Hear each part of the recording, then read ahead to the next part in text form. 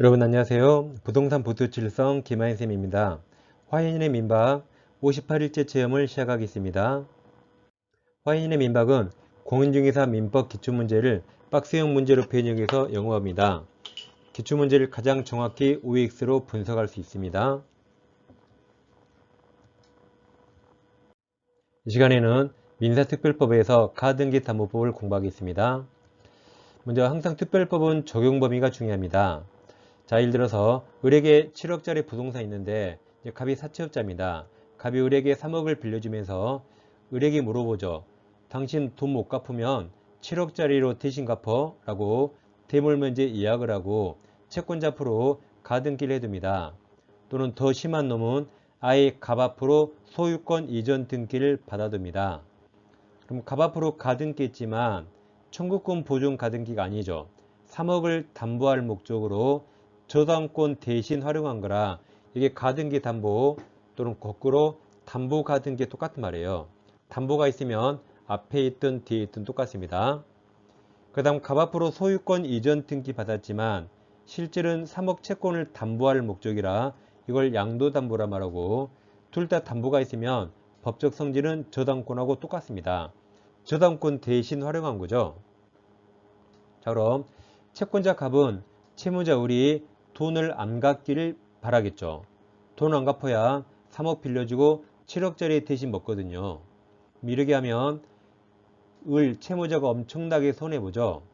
따라서 이 가등기 담보법에서는 갑은 을이 돈 안 갚으면 7억짜리 부동산 소유권 취득할 수 있지만 소유권을 취득하려면 차액이 약 4억이죠. 그 4억을 반드시 을에게 청산하도록 규율하는 게 이 가등기 담보법입니다.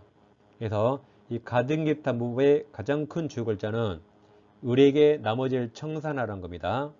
이처럼 이 가등기 담보법은 사채업자를 막기 위한 법이에요.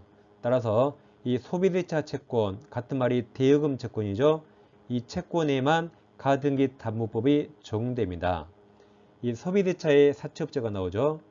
그 다음 대물문제 예약을 해야 되고, 다음 원리금 3억보다 담보 목조물 가액, 이게 더 초과해야 채무자를 보호할 필요가 있죠. 그리고 채권자 앞으로 등기 등록 가능해야 됩니다. 이 네 가지를 갖췄을 때 가등기 담보법이 적용됩니다. 자, 문제 1번 보겠습니다. 다음 중 가등기 담보법이 적용되는 경우입니다. 그러면 소비대차 채권이에요.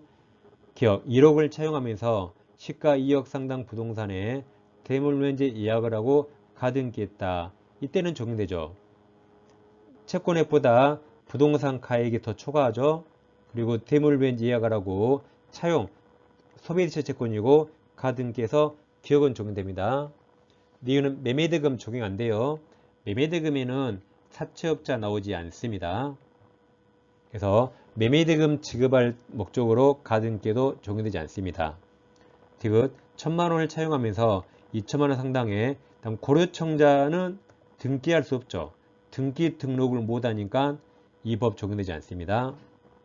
리을 1천만원을 차용하면서 3천만원 상당 부동산을 양도담보 제공하면 목조물 가액이 채권액 초과하지 않죠? 그럼 채무자가 손해볼 리가 없으니까 적용되지 않습니다. 미음 3억을 차용하면서 다음 가로쳐 보세요. 저 가로 이미 2억 채무에 대한 저당권이 설정된 6억 상당 부동산 가로쳐요. 그럼 부동산 시가는 6억이지만 이미 2억 저당권이 있죠. 그럼 현재 가치가 4억이죠. 현재 가치가 4억이에요. 뭐 부동산 학교로만 현재 가치 나온 거 아니에요. 그래서 4억인데 그럼 부동산 가치는 4억, 3억을 차용했죠. 그럼 부동산 가액이 더 크니까 이때도 적용됩니다. 정답은 3번이 되겠습니다. 이어서 가등기담보 실행을 공부하겠습니다. 실행이란 채무자가 돈을 못 갚았다는 거죠. 그럼 실행은 공적 실행으로서 경매 가능합니다. 저당권하고 똑같이 경매할 수 있어요. 이렇게 공적 실행으로서 처분 청산 가능한데 사적 실행으로 처분 청산은 이 법에서 허용하지 않습니다. 법률관계 복잡해요. 사적 실행으로는 귀속 청산만 허용하고 이 귀속 청산은 저당권이 없기 때문에 이 귀속 청산 절차가 시험에 나옵니다. 이 절차를 공부하겠습니다. 다시 을에게 7억짜리 부동산이 있는데 이 부동산에 제일 먼저 저당권자 A가 있고 두 번째 가등기 담보, 양도담보 똑같습니다. 갑이 있고 갑보다 후손이 권리자 병이 있습니다. 그럼 지금도 주어가 갑입니다. 을이 갑에게 돈을 안 갚아서 갑이 가등기 담보를 실행합니다. 그럼 갑은 X부동산 소유권을 갑에게 귀속시키고 차익을 돌려주는 청산하는 걸 하는 거죠. 그럼 변제기 때 을이 갑에게 돈을 안 갚습니다. 그럼 갑은 돈 갚으라고 실행 통지해요. 돈 안 갚으면 부동산 뺏어온다고 통지합니다. 이때 무엇을 통지하는가? 이 청산금인데 청산금은 부동산 평가액 7억에서 갑이 주어라 갑의 채권을 피담보 채권 그래요. 그리고 여기서 갑보다 선순위 권리자 A가 있죠. 그럼 A 채권도 같이 빼줘요. 그럼 잘 보세요. 이걸 빼면 2억이 되는 거죠.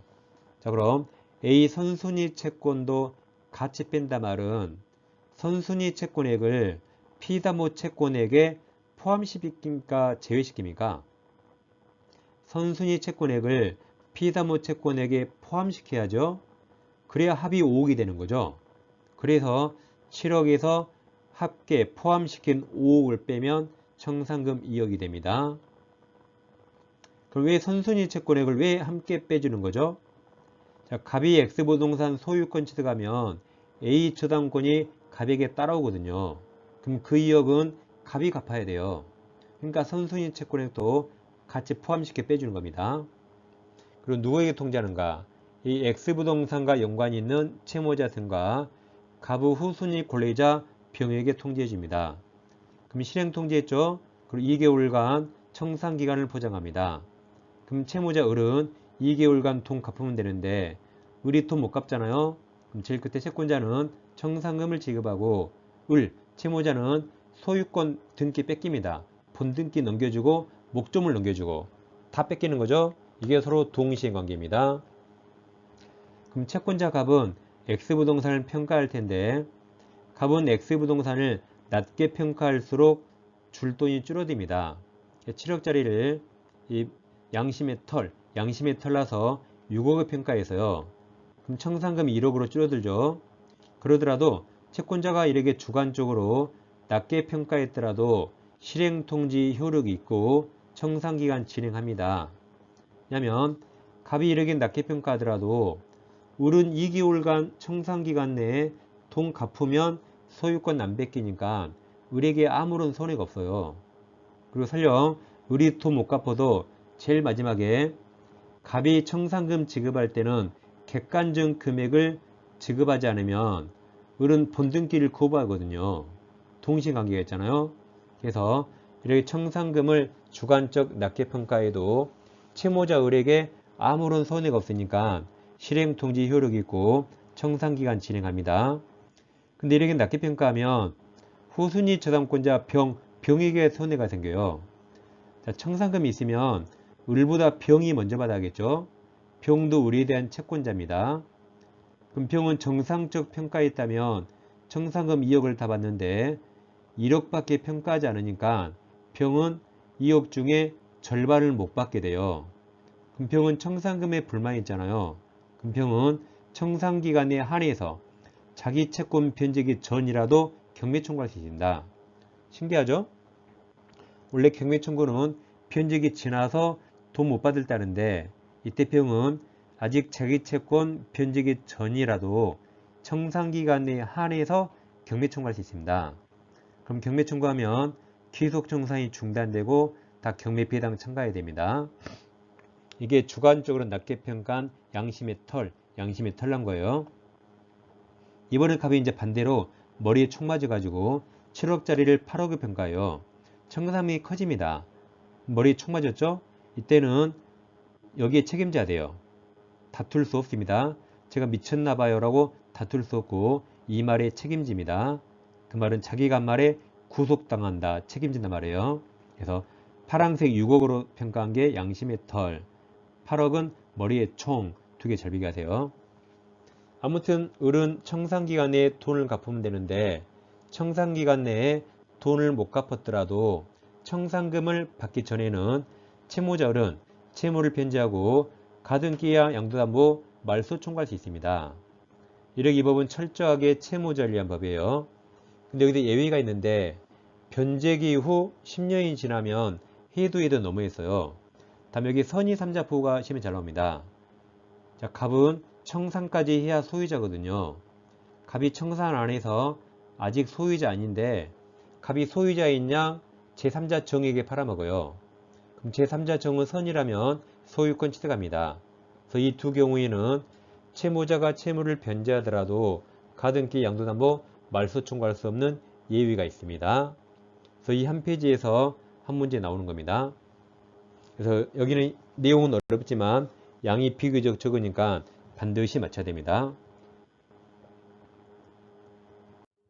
자, 2번 문제 보겠습니다. 가등기 담보법 설명 옳은 겁니다. 공사대금 채무는 이 법 적용되지 않는다 그랬죠. 사채업자 안 나와요. 소비대차 채권에만 적용됩니다.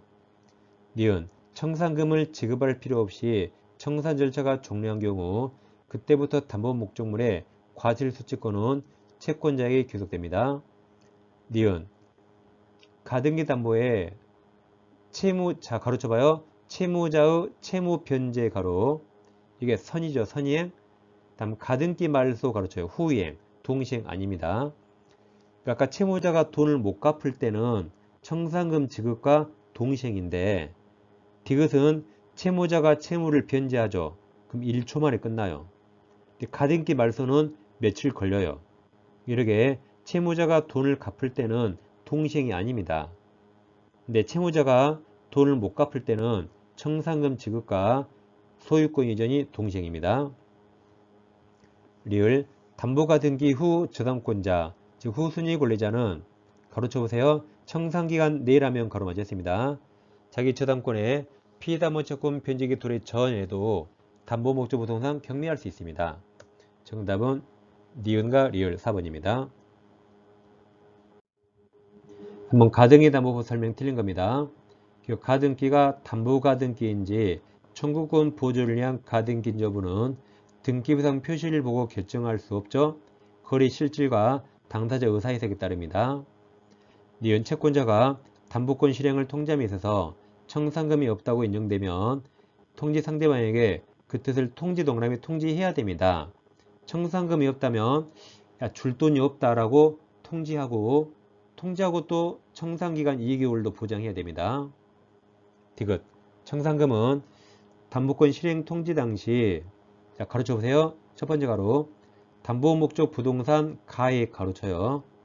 써보세요. 영어 알파벳 A 담보 목적 부동산 가액에 써요. 영어 알파벳 A 다음 두 번째 가로쳐요. 피담보 채권에 가로치고 씁니다. 알파벳 P 그럼 A에서 B를 뺀 금액이며 여기까지 맞았죠. 그 다음 그 부동산에 선순위 담보권이 있으면 다시 가로쳐요. 자, 가로 위 피담보 채권액 가로쳐요. 그럼 A입니까 B입니까? B죠. B 써요. B B에 선순위 담보로 담보한 채권액을 포함시킨다 그랬죠. 맞았습니다. 아까 3억에 2억을 포함시켜야 5억이 되죠. 그걸 7억에서 뺀다 그랬죠. 아까 포함시킨다고 했습니다. 리을 통장 청산금액이 객관적으로 정확하게 계산된 액수와 맞지 않더라도 채권자는 정확하게 계산된 금액을 다시 통지할 필요 없죠. 아까 주관적으로 낮게 평가해도 실행통지 효력이 있다 그랬죠. 아까 양심의 털 난 거예요. 미음 채권자가 채무자에게 담보권 실행을 통지하고 난 후부터 목적물에 대한 과실수취권이 채권자에게 귀속됩니까? 실행 통지한 후가 아니라 청산 절차 종료 후죠.